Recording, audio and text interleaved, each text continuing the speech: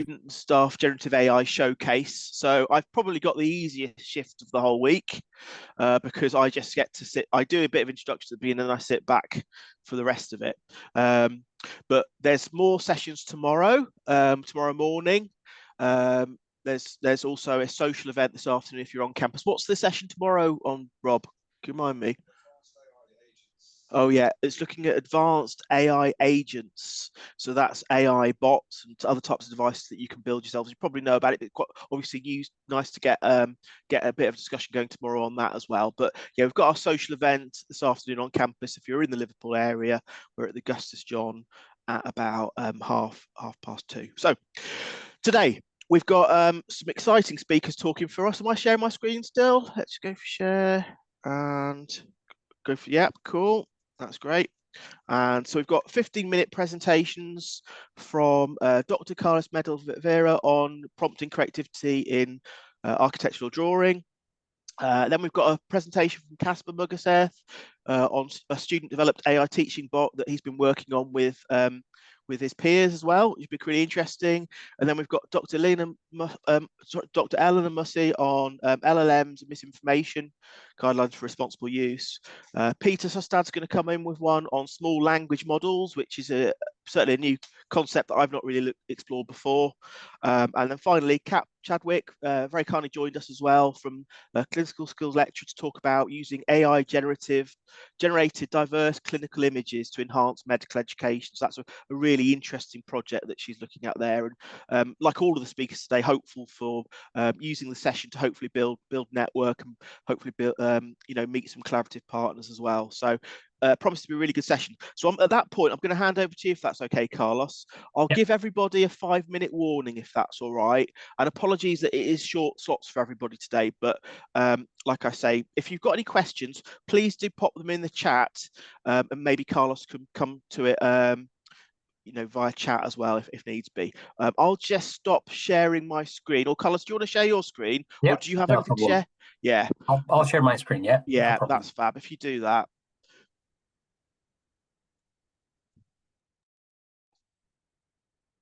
That's great. Yep, cool. Yeah, looks good.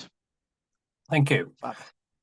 Thank you very much, Will, for the invitation to talk today in this event. I'm a lecturer in architectural engineering and technology here at Liverpool, and today I'm going to briefly talk about some lessons we learned from an AI drawing competition we organized earlier in the year. I'm going to try to be brief, so I'm going to briefly cover the actual technology we used, which is Midjourney, a diffusion model. Talk a little bit about the event, how we organized the event, and we conducted some workshops as well as the actual competition, and some findings, some interesting findings as a result of this competition, and some key takeaways at the end. So the technology is basically, you probably all know what a diffusion model is. A diffusion model basically is a model that disrupts data by injecting noise. So for example, you have a dog, the picture of a dog. So the model destruct the data and transform the image of a dog into a white noise. And then the model during training learns to reverse the process. So in this way, the new instances can be generated using the random noise as a starting point. So text to image is a specific type of diffusion model that use a prompt, a text, a descriptive text, or a prompt. So if you wanted to have an image of, for example, a golden retriever dog wearing a blue checkered beret and a red dotted turtleneck, a very specific and very sort of weird sort of image. There is the model using a text encoder, which translates the human readable text into a numerical representation so a machine can understand.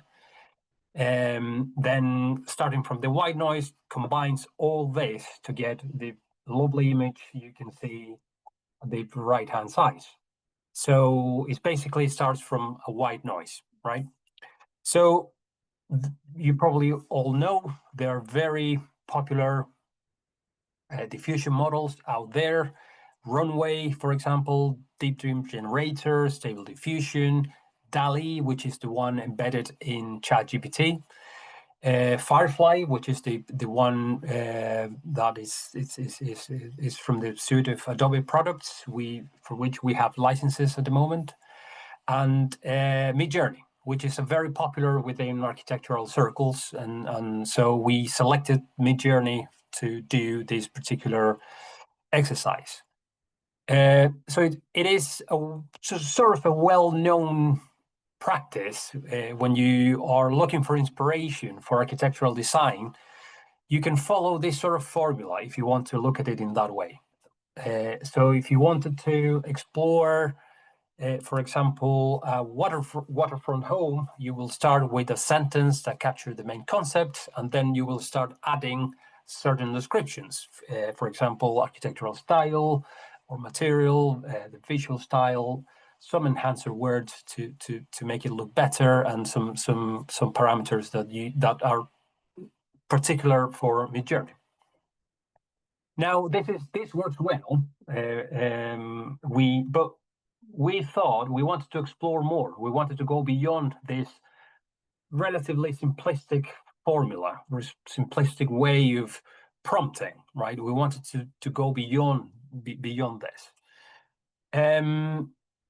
Another important feature of Midjourney is the fact you can include a base image as part of the prompt. So it's a combination. So the prompt is a combination of an image and text. So this is an example of an actual sketch done by an architectural student.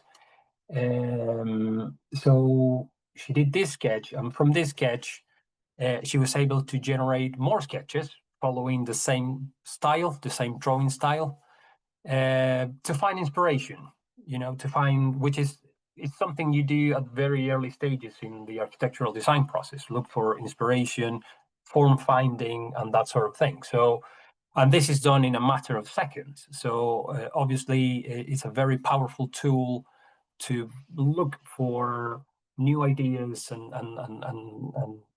inspiration for new forms, new spaces. This is from one sketch, you can produce more sketches, or from one sketch, you can produce renders, which is also a very popular technique, and students love producing renders about their own designs. And this is something you can also do using Midjourney, using this image as part of the prompt. So the technology is quite powerful for architectural design, and we sort of proved that after this event. So the actual event took 3 full days. This was sponsored by the Center for Innovation in Education here at Liverpool. So on day 1, we had foundational skills. So some students most of them didn't know how to use Midjourney, so we taught them how to do it. Day 2 was for advanced skills, so we practiced more interesting techniques. And the final challenge for day 3 was the final challenge, sort of a more difficult challenge. They had to do 3 challenges, starting from a very easy one, in which they had to design an interior space, and then challenge 2 was more site-specific for a certain installation. But they were progressively more difficult. So challenge 1 was relatively easy, and then challenge 3 was quite a tough one, so they were given more time. These are some images of the actual competition and workshop. So we had 20 students from across our school, from BA1, from year 1 to all the way up to PhDs. So it was quite enriching, quite diverse cohort as well. So that was really good, really enriching event for them and for us as well. So in terms of the challenges, the first challenge was they had to design an interior space located in a forest. That was important. For a specific client, they have to choose. We recommended someone who is a famous person to make it easier. Challenge 2, they had to, challenge 1, they only had to use words, so it was just prompt only. Whereas challenge 2, they had to use a base image, which was a sketch they had to do on the spot. And then challenge 3 was a specific design for an alternative entrance for our new School of Architecture, which is currently being built. So these are some examples for challenge 1. This is a residential space design. One of the students submitted it as if it was a space for Kanye West, for example. You can see the hints of a forest out of the windows. This is the same. This was a submission from a student who designed this space for Banksy. Again, you can see hints of a forest through the windows. And these are the 20 submissions we received for different clients, famous people. So it was quite a sort of fun way of doing a challenge, because they chose a person they sort of liked, and it was quite engaging for them. Challenge 2, this is an example for the design of a pavilion. In this case, this student wanted to design a pavilion using recycled material. So she did this, the student did this sketch in about 10 minutes, and then some iterations, she produced this AI result. This is another example, and this is a summary of the 20 submissions we received. Challenge 3, this was more challenging because now they had a specific building to cater for, which was our own School of Architecture, and they struggle a little bit more. So because it takes more time, and it's sometimes it's difficult to communicate with the machine to preserve the actual features of the real building they are doing. However, that was also an important lesson. Like we needed to give them more time to do a challenge like this, because it was quite difficult at the time. So in terms of the findings, obviously I'm not going to cover everything. All findings are going to be reported in different publications. We have a reflective article currently accepted in Developing Academic Practice, our own journal. We have a book chapter on the way, and an original research article that is currently on the review in Computers and Education, Artificial Intelligence. So we're now in the first round of revisions and stuff. That's the full set of results and findings, but I'm just going to comment just one interesting, in my opinion, one. 5 minutes, Carlos. You got 5 minutes. Okay, still. No problem. This is pretty much my last slide anyway. So one thing we realized is the semantic spread of the prompts carry a lot of meaning. So we developed a scale from 0 to 1. And don't worry, if there is too much text, don't worry about that. Just think of a scale from 0 to 1 in which a low semantic spread means all the ideas that were used in that prompt are very closely related to each other. So when you're describing a space, for example, in architecture or materials, you expect to find words like, for example, lime plasters, straw, bricks, and so on. Those words are typically used to describe materials in a certain space. So those prompts have a lower semantic spread. On the other hand, when you use words like, for example, tranquility or connection to nature, which is more often, you don't use normally those words, then the semantic spread is wider, right? So the images at the top have a lower semantic spread. The images at the bottom have a higher semantic spread. And you can see it by the distance between the words. The word cloud here, the words are very close to each other compared to the ones at the bottom. in which the words are more spread out, meaning the semantic spread, the distance between words, it's much higher.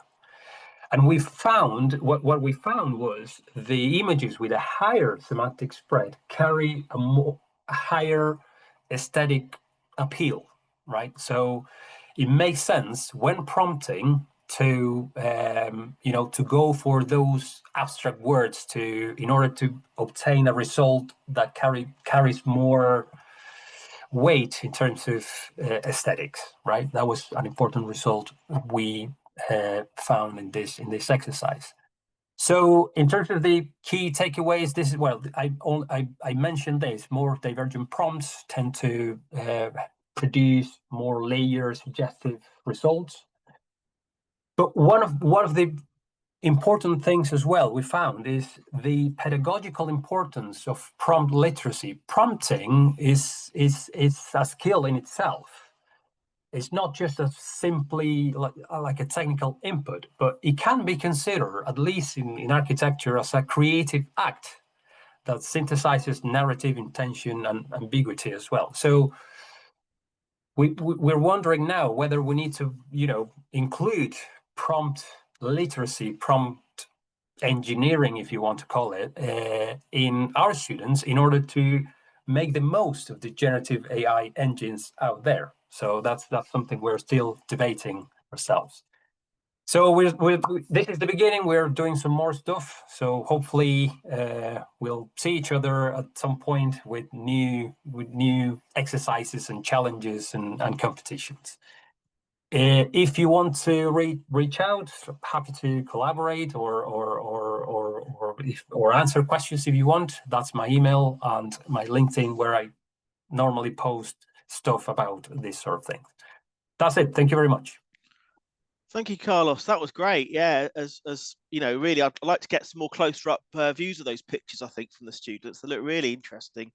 Really very, very good indeed. So I think we'll probably move on, if that's all right. So if anyone has got any questions, Carlos, please feel free. We've got a few people on the call from perhaps a different university might have questions as well. So, but we'll move on to Casper. Are you okay as well? So if you just want to share your screen, have you got a presentation to show, Casper? Yeah, I do. Yeah. Do you want to share your screen then? Is that all right? Yeah. Give it a few seconds. I'll just reset the timer. Yep, cool. Yeah, that's good. Yeah, it's come through. Fab. So Casper, you contacted a few months ago, didn't you, about a bit of work that you were doing? So I'll hand over to you to share the vision. Yeah, I did. I was really struggling at uni accessing the lectures because I'm really dyslexic, and I found that it was really hard to process the information that was in lectures, and especially kind of looking back over them, I found that it was like looking back over the lecture files, I found that it was virtually impossible for me to kind of get the full grasp of what was being said in the lecture from just the videos of the recordings and the lecture slides, because it didn't seem that there was it seemed that the words were kind of coming out of nowhere, as opposed to being kind of able to understand what the abstract concepts that they're trying to present are. And so I went, my friend Fernando is a master's student studying generative AI, and he showed me his ChatGPT and showed me how to make custom GPTs. And so I made this custom GPT teacher bot, which is a generative AI learning assistant, and the link to it is just below, and I'll put a link in the chat as well after. Yeah, and there's my email. But it's a customized version of ChatGPT redesigned to support deep thinking and translation of abstract ideas into memorable short bits of structure. Say, like translation of the abstract ideas in the lectures into what you could essentially put onto flashcards to make really, really accurate flashcards that would essentially just guarantee marks in exams. And it works not by it works through mirroring your way of thinking, through using the way that you have phrased your input and prompts to get the information and to find your logic and direction rather than rewording or simplifying the ideas that you're bringing to the table, which is what modern ChatGPT, what ChatGPT currently does. It simply just rewords your ideas as opposed to helping you understand what you're saying further. And the way it does this is through a 7-stage lesson model, which it functions off of internally to adjust to the way that it perceives you to be thinking through the way that you're prompting, and responds based off of how your idea is forming, how your understanding of an abstract idea, which a kind of the best example would be is from the lectures, because I've been using it to upload. Me and my friends have been using it to upload lecture content so that we can revise easier, essentially. And it measures the way that your idea is forming either through the structure of your idea and how you're beginning to reason your understanding, and introducing relevant pieces of information to a real world example of the abstract idea that you're trying to understand or you're trying to learn about. And it allows you to develop your own understanding through your existing knowledge while keeping control of how the explanation grows. It builds understanding through your own knowledge, not just passive repetition of content, say how you would passively repeat learning from flashcards.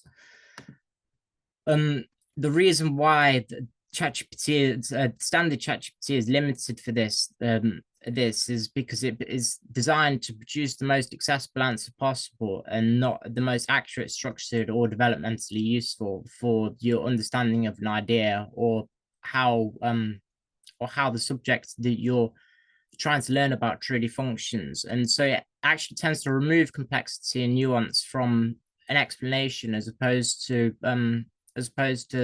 introducing new layers of nuance, and it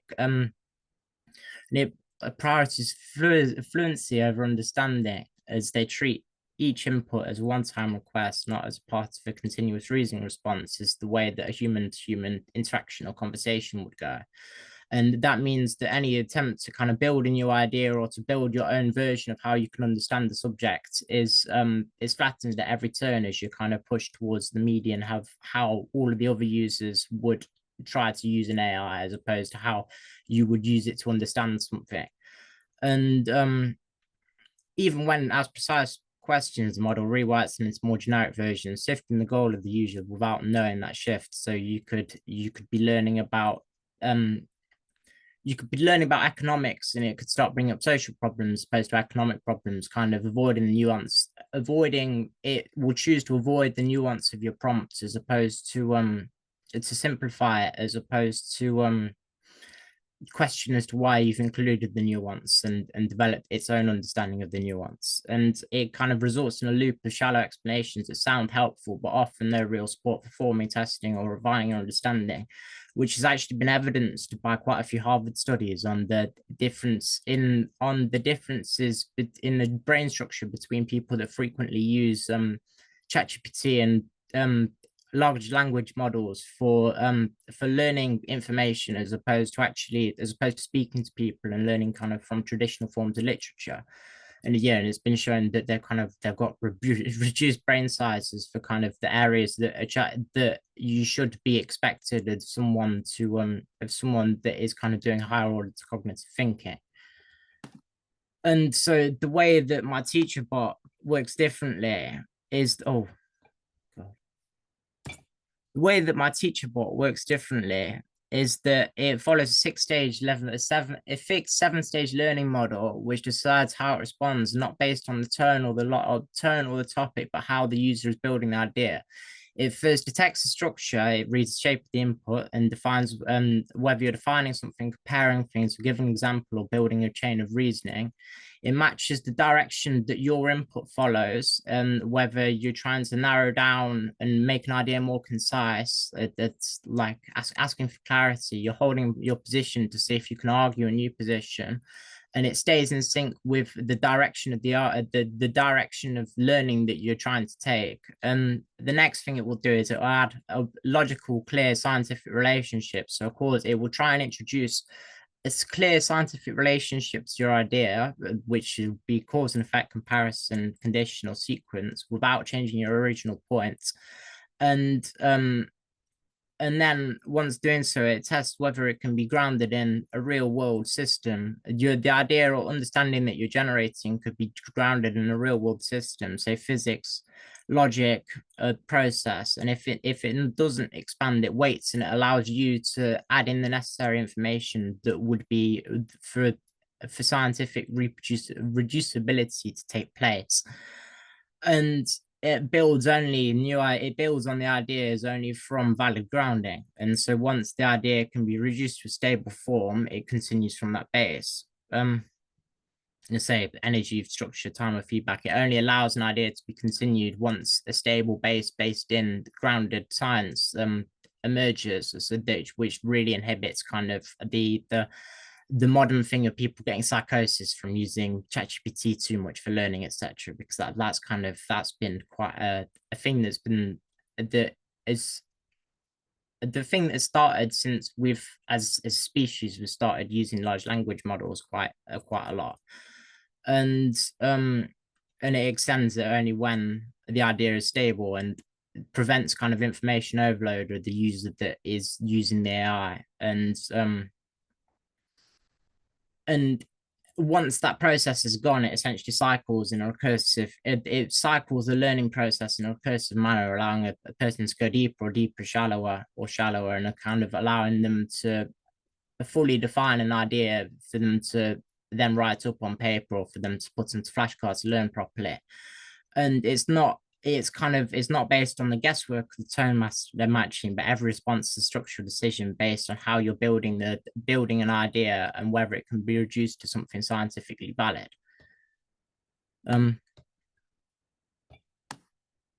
The reason why this difference enables proper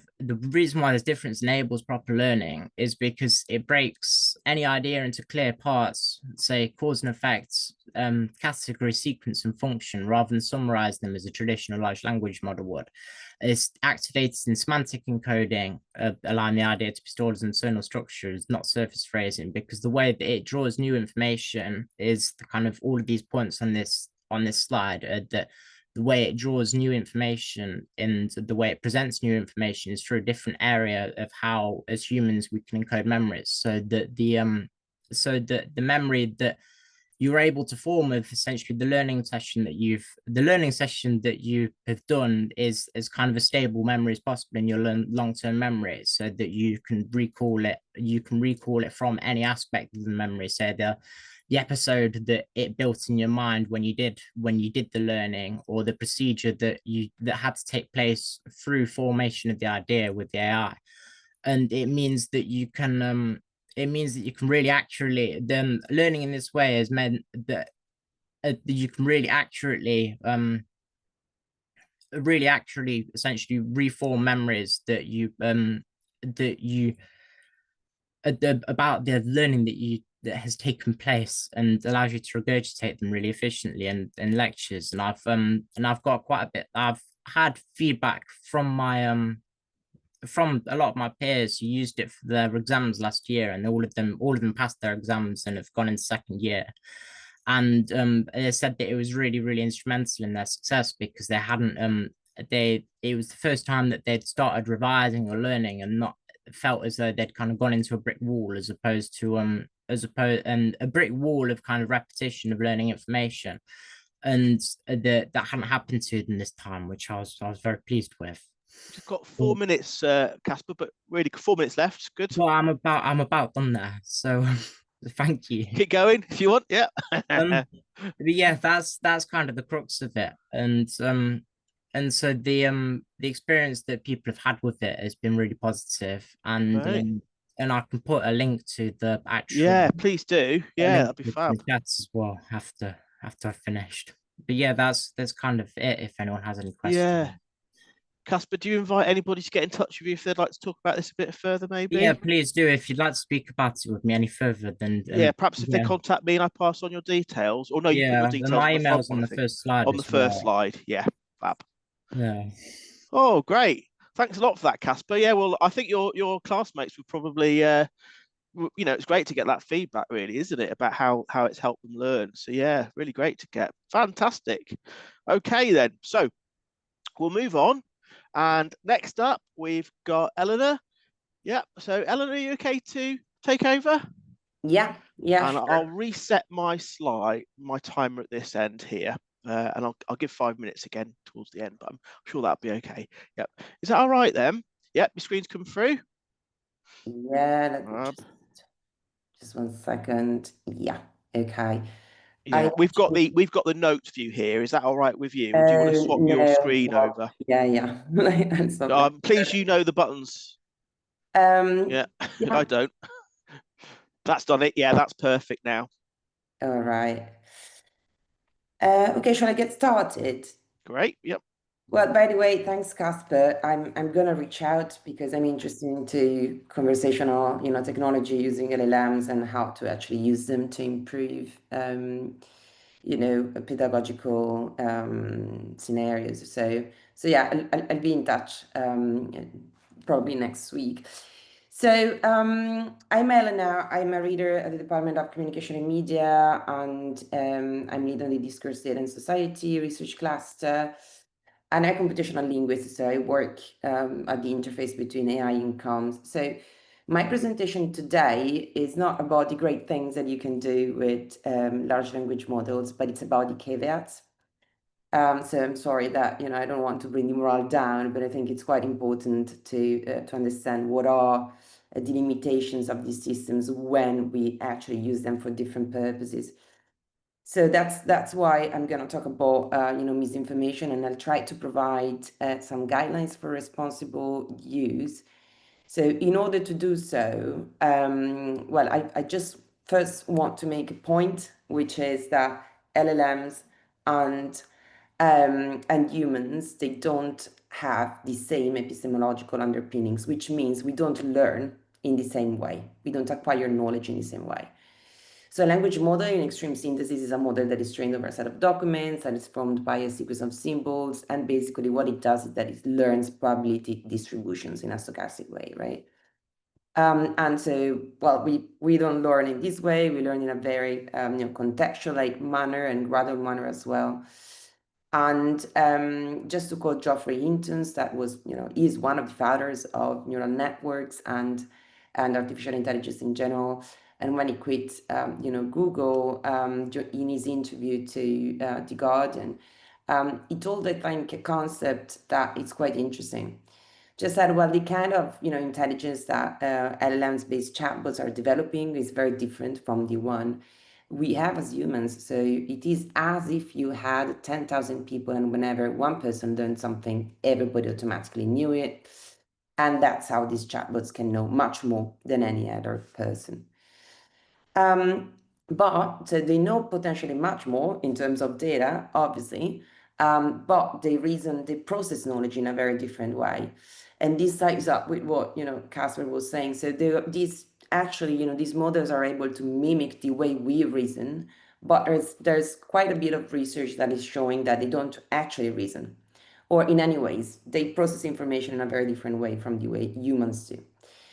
And they also have some faults that, as a majority of you might know, these faults are generally called hallucinations. So hallucinations is when they generate content that, while it sort of looks plausible and coherent, is factually incorrect, or is inconsistent, or is inaccurate, or is completely fabricated.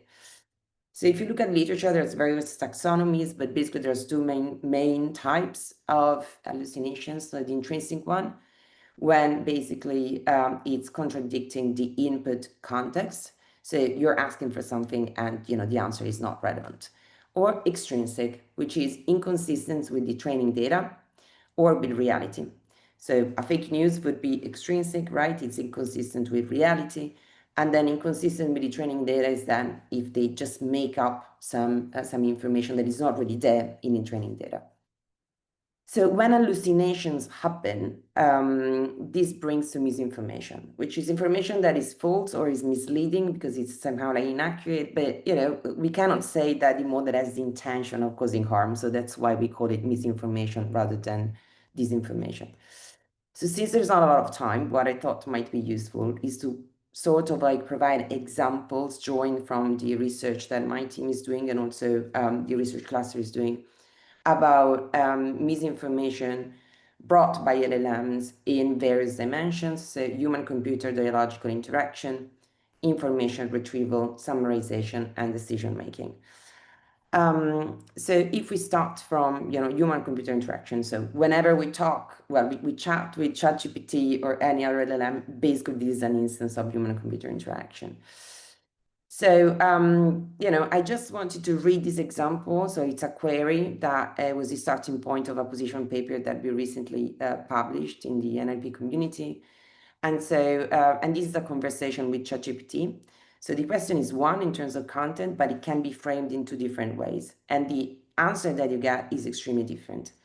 So if you're a child, imagine that you're a child and you ask ChatGPT, I'd like to convince my parents that I need a new smartphone. How could I do that?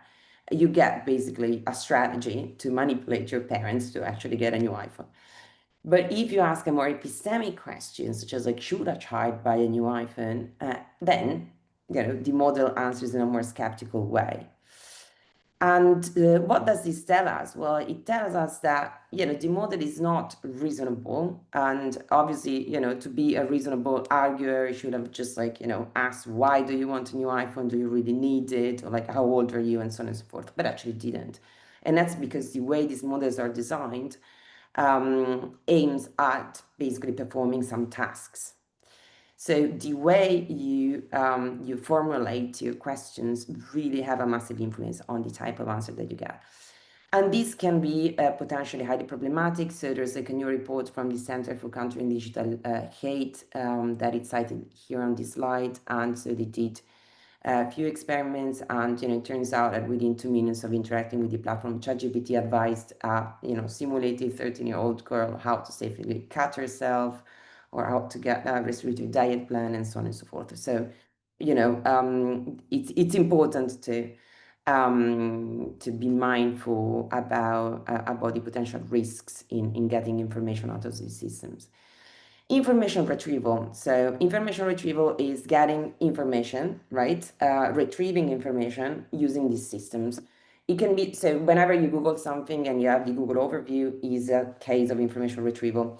But here the example that is sourced from one of my colleagues, John Richardson, that is a senior lecturer in comms and media, and also is the editor of an international journal, Critical Discourse Studies, which is a quite prestigious journal in the field.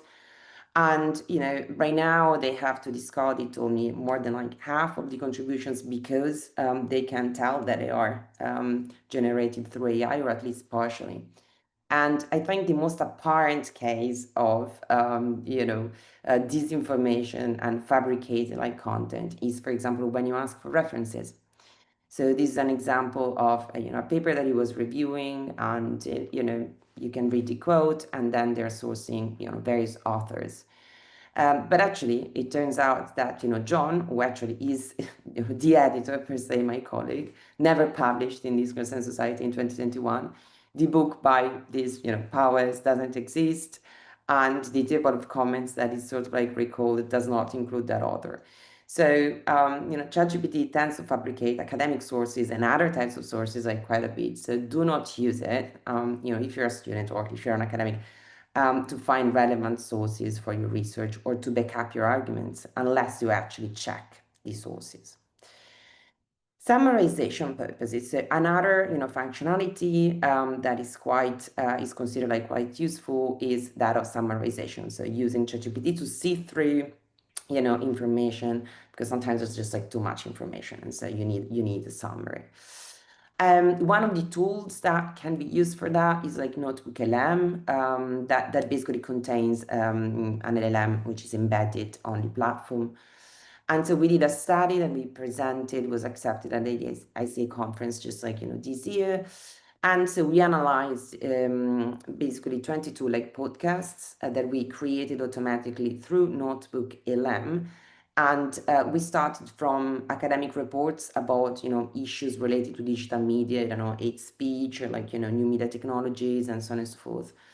And then so we use those reports as a source, and we ask the systems to create a podcast that like summarizes and sort of like divulgates the academic reports, and then we analyze those.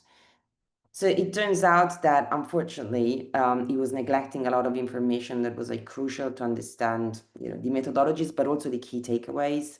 And a lot of information was taken out of context, and this could lead to misinterpretation. So, and also it was spreading completely fabricating information. So, for example, it was explaining what a word sketch is, which is just like a linguistic technique to understand basically what's surrounding semantically a word, and just to provide a completely made up, definition. So, and also it was making up a lot of recommendations that were not there in the report, right? And obviously, as a scientist, you're like, well, that's not what I wanted to say. You know, this is not the recommendation that I would suggest out of like the results of my research. So, be mindful not to trust LLMs, multimodal summaries, as if they were, you know, faithful means for science communication, which also means if you're a student and you're supposed to read an academic report and you just, you know, input this report into Notebook LM and you listen to the podcast because you can listen to it while you're walking, which, you know, it's a good argument.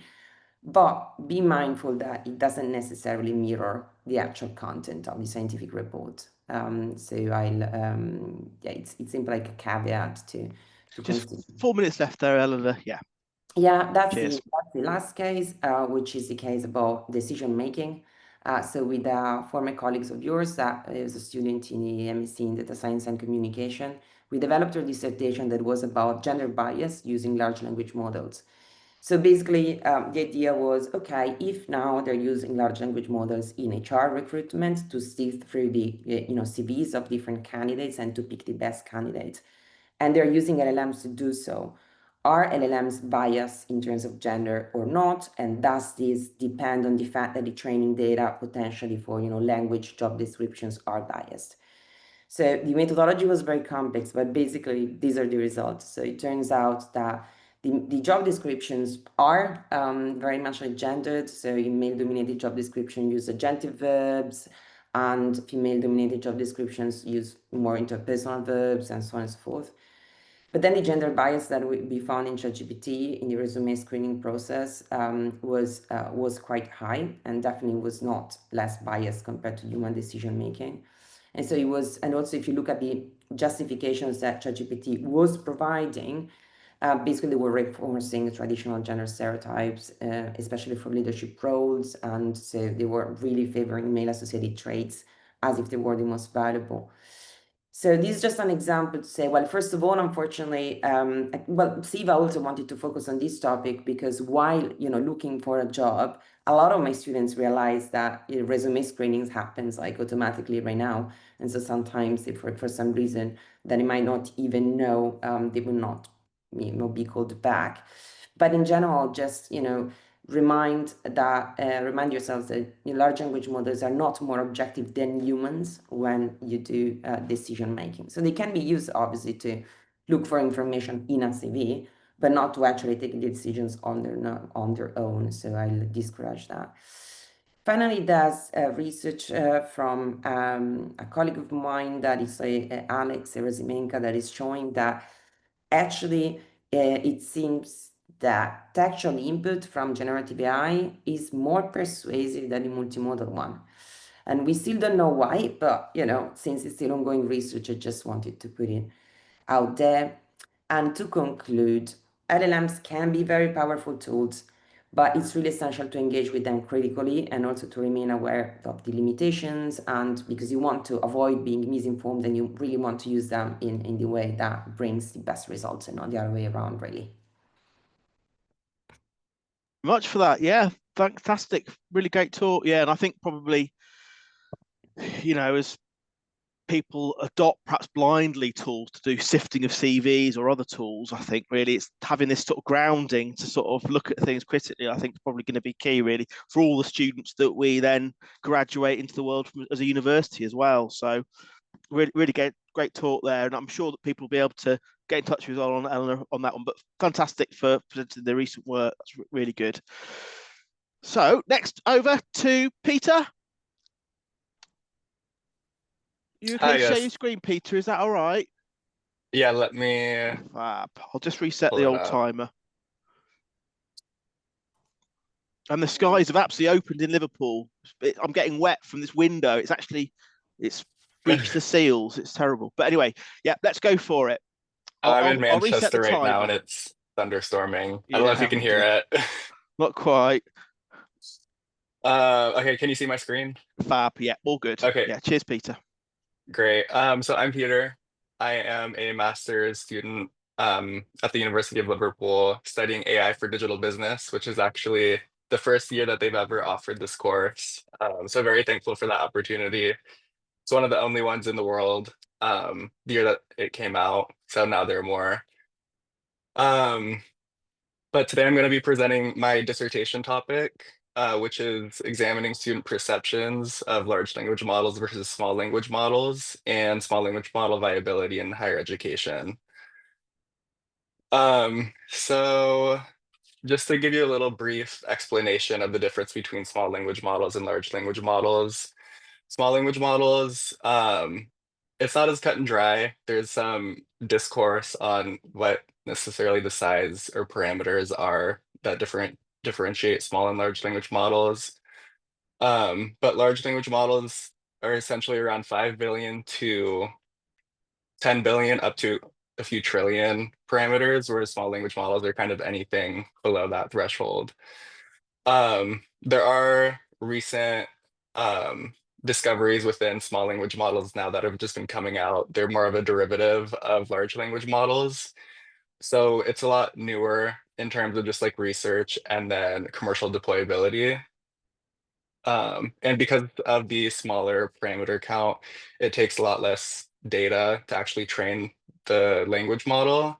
So you can be very specific when it comes to specific tasks or desires. So it can be, you can train these models specifically for quantitative coding, linguistic research purposes. Whereas large language models, they are more keen on general purpose capabilities. Um, and then because they are newer, newer research has come out that small language models can be benchmark competitors to LLMs, meaning that their performance is essentially equitable to large language models for the specific reasoning type that they are trained for. Especially when it comes to higher education and resource constrained environments, operational costs, is definitely a huge factor when it comes to adopting and deploying models, small language models. The price point is privatized. There's not a whole bunch of research determining, it's going to cost so much like XYZ in comparison to large language models. But they do offer more data proprietorship, which can be a very big asset for universities. Um, and then, as Elena kind of pointed out earlier, large language models are adept to hallucinations. And this is kind of derived on the data that it's trained on. So OpenAI trained a lot of their models on like YouTube videos, Netflix shows. Um, and that can just cause a lot more hallucinations in general, as opposed to small language models, because the data is so much more constrained and condensed. So for the two main research questions I had going into this dissertation, it's how do students currently use LLMs in academic contexts? And then based on how they use LLMs, is that transferable? And are those behavioral patterns transferable to SLMs? So the methodology going into this, it was a semi-structured approach. Again, because small language models are much newer to the scene, a lot of people don't necessarily know about it.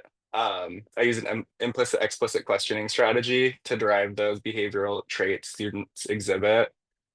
And then the participants themselves, they're self-reported early AI adopters, particularly with large language models. They're all master's students in the management school at the University of Liverpool. And 89% of the participants are international students, which is reflective of the 2024-25 school year demographic breakdown. So kind of just the key findings throughout this research is that students prioritize LLMs over traditional web search engines. So this was their first mode of research, as opposed to just traditional like Google or Safari searches. We also noticed that students adopted sophisticated personalizing AI ecosystems in their adoptive patterns. So 8 of the 9 students adopted at least 2 LLMs, and this could include ChatGPT was the primary mode for all students, and then they also use like Gemini, Copilot, um, DeepSeek LLMs, and then they use additional AI tools on top of that, like Notebook LM, Canva AI. And then students also were keen on understanding different types of models within, let's say, like ChatGPT. So they used the legacy models that would be like ChatGPT 4.0. I believe there's one called 3 Mini students used as well. And then, as Casper mentioned too, with custom GPTs, ChatGPT offers open source custom GPTs, and students used those ones as well. Overall, students prioritize contextualized, relevant, and accurate information. And then the main modes of functionalities that they use LLMs for are research, topic explanation, article summarization, thought structuring, ideation, assessment and feedback, and then perspective seeking. Research was the biggest reason why students used it, because they could get such personalized information that's very accessible in kind of any domain that they're looking for. Because it is a research university, a lot of the assessments, students are able to choose kind of the industry or sector that they are actually researching. So that was a key priority for students. And then just the drawbacks and frustrations, it would be the accuracy problems, again, with hallucinations and non-existence referencing. That was the biggest issue students had. And then another issue students had was the cognitive impact and the over-reliance. Particularly students critically engaged when it came to actually double checking their sources and references and making sure that what they are kind of getting is accurate. So students will ask for specific journal articles within a specific context, and they would actually go to those journal articles and read it and understand if that actually makes sense, what the LLM's output is. And then academic integrity. None of the students were actually aware that, and they kind of took what they kind of think the policy would be or has traditionally existed, like paraphrasing, for example. They were very reliant on paraphrasing, so their written literacies actually, everybody reported that their written literacies got worse over time as they used it more often, but their analytical thinking skills maintained, which is why I kind of think hallucinations can be a positive in an academic context when students are critically engaging with the material itself, because again, their paraphrasing reliance this equates to worse written literacies. And then SLM adoption barriers. So again, requisites that students had were the breadth of information that they wanted to have access to. University access data privacy concerns. Students were aware of data privacy concerns when it came to third-party vendors, like DeepSeek and OpenAI. However, when it was discussed at university having more of that data control, they had heightened sensitivity to that. And I'm assuming it's because of the types of prompt engineering and just not being familiar with the AI policies the university actually has. And then the lack of awareness, of course, they were skeptical of the performance metrics because they did prioritize accuracy above really anything else. And then innovation fatigue. So again, students have adopted multiple AI and LLMs and kind of putting more LLMs and models in their face. Traditionally, they're going to get fatigued over time continuing to adopt technologies that are just rapidly transforming the industry. And then opportunities in conditional transferability, again, multi-tool selection creates an environment where students are adept to adopting new technologies and SLMs given the accuracy and the desired outcome that they're looking for when they are prompt engineering and actually working with the models. And then just the conditional transferability, again, it's the breadth of information. So future research, this research was kind of foundational work to kind of just see, again, how students use LLMs, and then if SLMs are a viable approach. Again, when it came to resource constrained environments, data assets, and then just academic integrity and institutional pedigree. So further user experience and behavioral research should be conducted to actually understand long-term cognitive effects it has with students and how to kind of mitigate those issues. Faculty perspective, of course, faculty members are already using LLMs. However, these focus groups are all self-reported, so there might be some bias within how students actually perceive the usefulness that they have with those tools versus kind of the cognitive impairments that they actually might be on the tail end of. And then the model size, architectural optimization, and hallucinogenic threshold.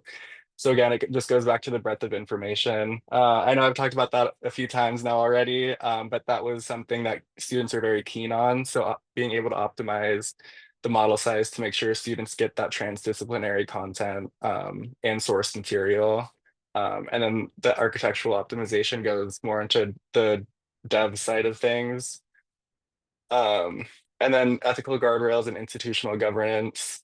Again, it kind of just goes back to making sure students are aware of the academic policy and guidelines so they don't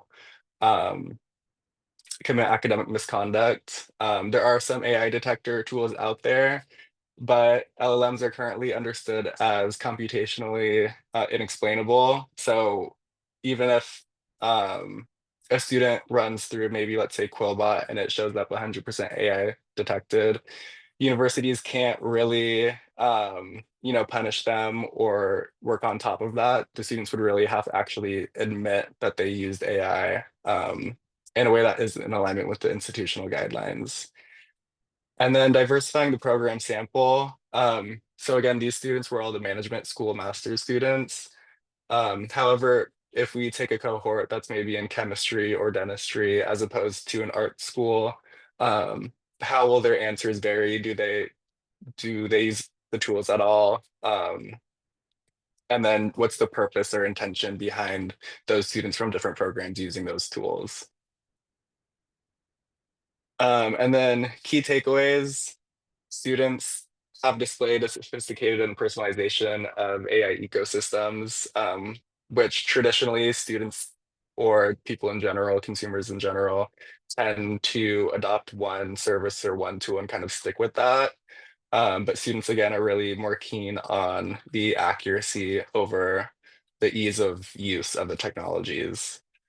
And then again, institutional readiness, the culture of the institution and how they bring about AI technologies and transformative technologies is going to have a really big impact on student adoptions and then their relationship to the industry.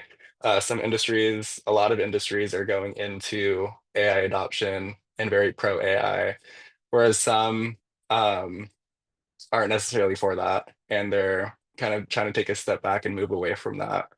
So it really just goes down to fostering kind of a culture that accommodates student learning outcomes in the end. And yeah, that's pretty much everything. Great. That's great, Peter. Yeah, it's really interesting. I think you've just finished putting your dissertation together in the last couple of weeks, I think. So yeah, it's really great to get this quite fresh information from you as well. It's certainly a new area I'd not thought of, and also thinking about the organisations we're in, their risk adverseness as well about LLMs and whether small language models in the future might be of more of appeal in that sector as well. Yeah, but they're really interesting. I'm sure if people have got questions, they can probably put it in the chat here, and Peter'd be very happy to answer any as well. So last but not least, we'll just thanks a lot, Peter. That was really good.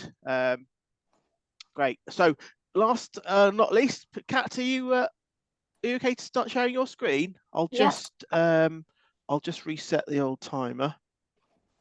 Okay. Fab. Great. Yeah, that's all good. Yeah, it's come through. Fabulous. I'll just hand over to you. Yeah. Okay, so move that out of the way. Hi, everybody. My name is Kat. I'm Chadwick. I'm one of the clinical skills lecturers over at the School of Medicine. Just moving you onto my other screen because I can't see what I've written. There you go. Today I just want to talk to you about a project I've worked on within the department, which we titled using ChatGPT in generating images for teaching resources. So I'm coming at this very much from a different slant, whereas I use ChatGPT to create images for the students rather than how the students use ChatGPT. So basically, the reason why I started this project was I took some time away from the department, and when I came back, I felt that we were perhaps not quite necessarily representing our student body and the patient population that our students would see in clinical practice. So my aim was to increase representation of the diversity of the student and patient population within our teaching resources. I also wanted to increase breast tissue imagery within our resources because quite often it's not there, and it's a distinct lack of opportunity to talk about breast tissue and increase students' examination knowledge of breast tissue. To develop the students' knowledge and understanding of how clinical signs look different on different skin tones, as this is vital for aiding in diagnosis, and also to increase normal body variance in the teaching resources. I think it's safe to say that my initial plans were pretty grand.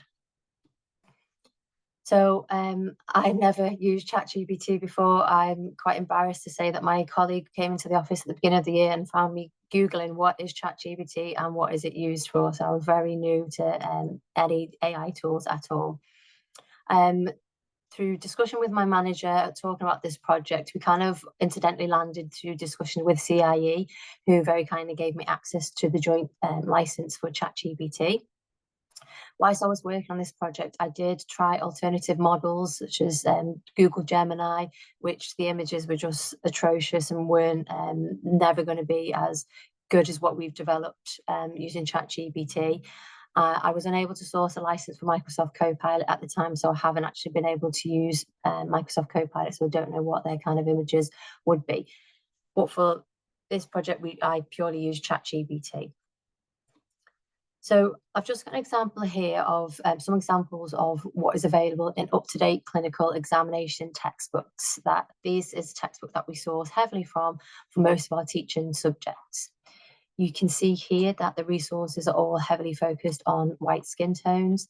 They don't give variations of clinical presentations on different skin tones, and they also default to male body types, those intrinsic biases that we have talked about in other earlier presentations.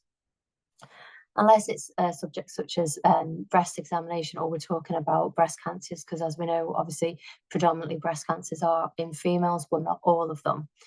There's a distinct lack of representation for different skin tones as well. Even in the images that aren't realistic images that you can see on the bottom corner there, it still defaults to white and male image. Now, this is a quick snapshot of one of the resources that we use. It's by no means suggesting that all resources and all images are like this. There has been lots of work nationally and globally, which hopefully you are aware of, that have started to address these issues.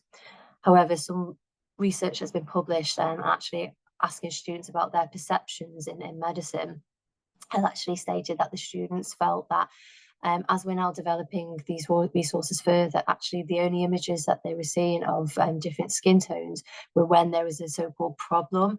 The so-called normal patients were still intrinsically white and usually male.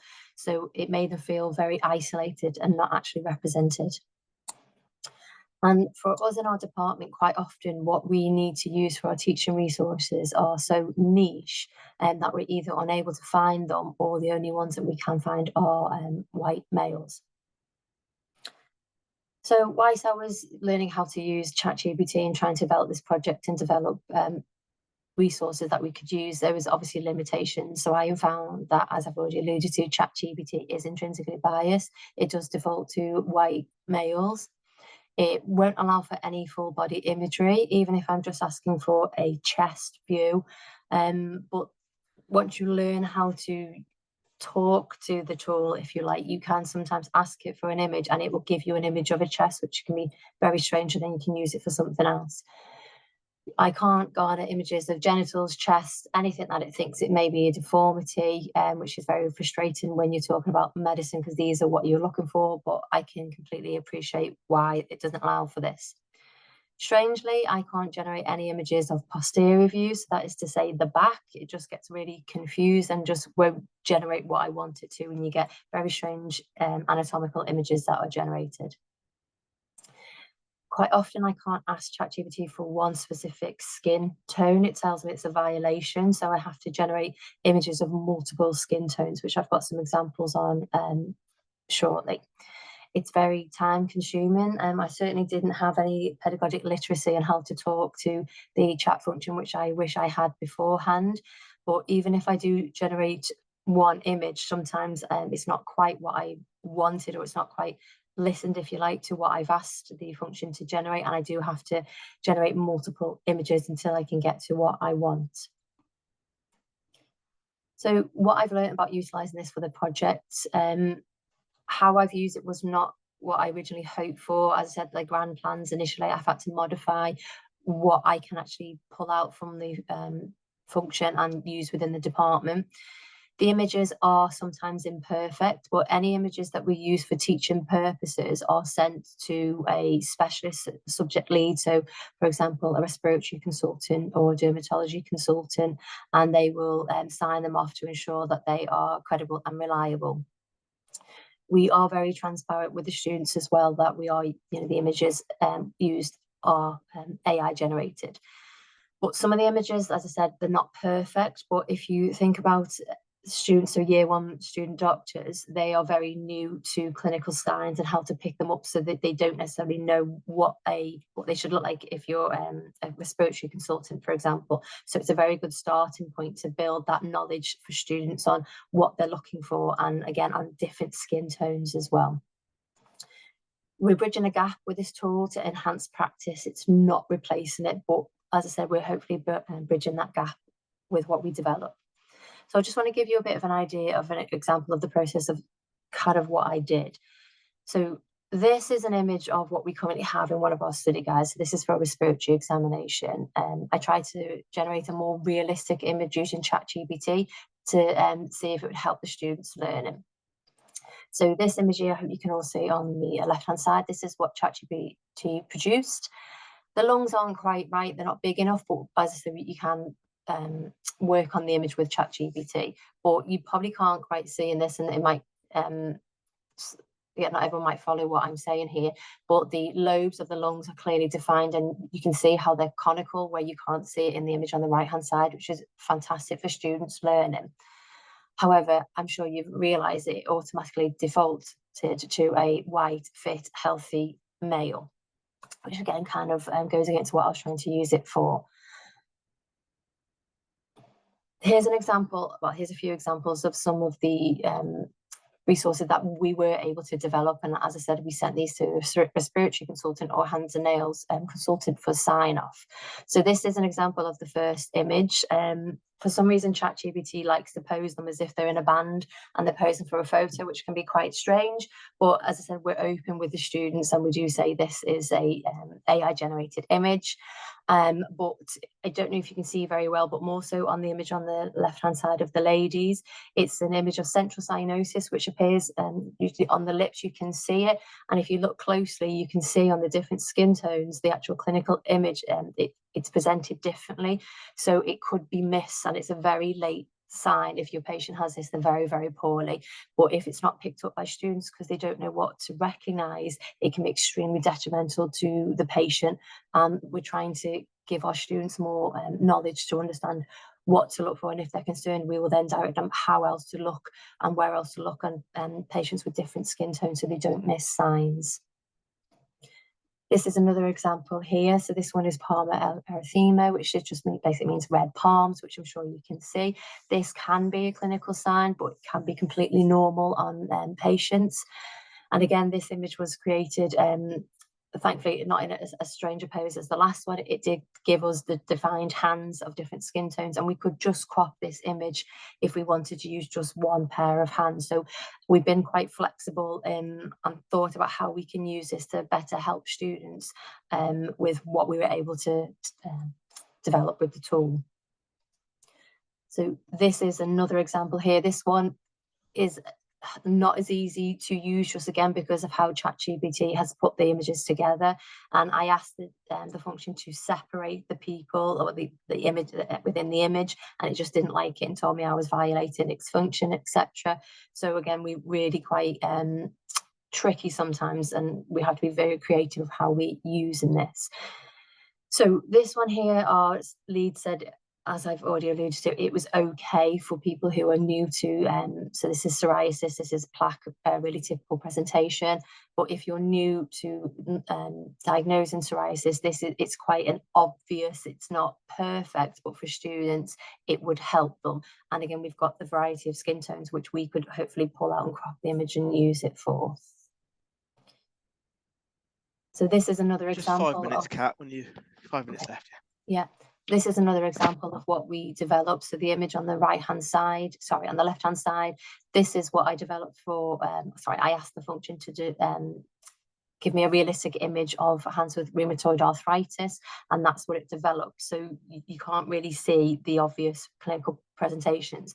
So we went back and asked it to age the skin and make the nodules more defined. So this is your more traditional and typical representation of rheumatoid arthritis that students would see clinically. And this one did allow me to separate the skin tones a little bit. So again, we could pull some of that diversity within the teaching resources. So you can build on what you have sometimes.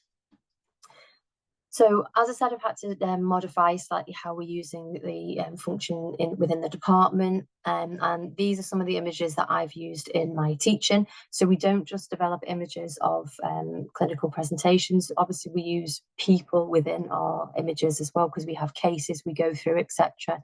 And these are some of the images that were created. So we've got the one on the left-hand side. So again, to build up that diversity portfolio, you've got the image on the left-hand side of a gentleman who's obviously in pain or discomfort there. We are using it, so on the image on the right-hand side for so-called hidden disabilities.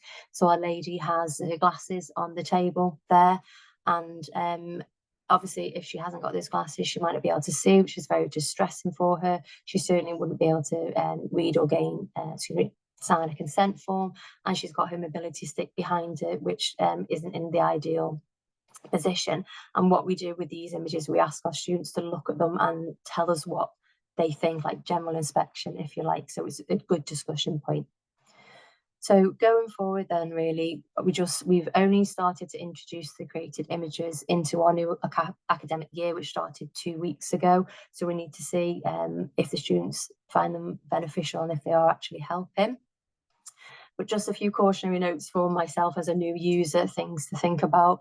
I did find myself getting stuck down that rabbit hole that we've alluded to already, of thinking, oh, I'll just create an image. ChatGPT can do it because it's this fantastic thing, and quite often it's not. It's very easy to forget that there are resources for real patients and real clinical presentations out there that I may be able to use if I look for them elsewhere.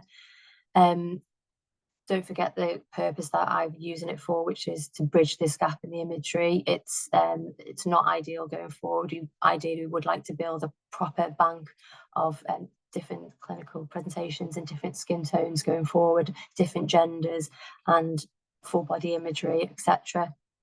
And just to remember, using the AI generative tool, it has a massive implication on the environment as well. More so for me to think about. Thank you. Great, that's been really good. Thanks, Kat. Yeah, have you found it's helped progress that argument at all around, maybe looking at textbooks that can try and perhaps progress? Are you seeing this as a potential vehicle of moving that discussion forward?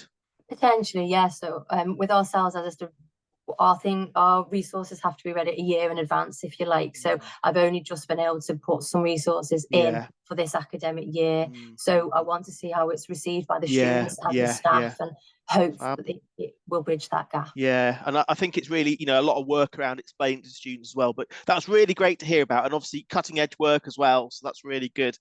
And that brings today's session to a close. So I'd like to thank again everybody who's spoken, and thank you to all the attendees as well.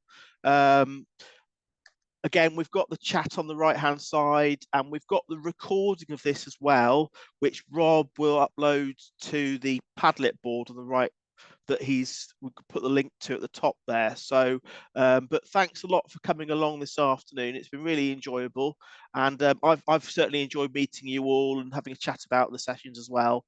And I think it's been very, very useful and nice to hear about the spread and the spectrum of types of things that people are doing in this arena. So thanks very much, and hope to see you around.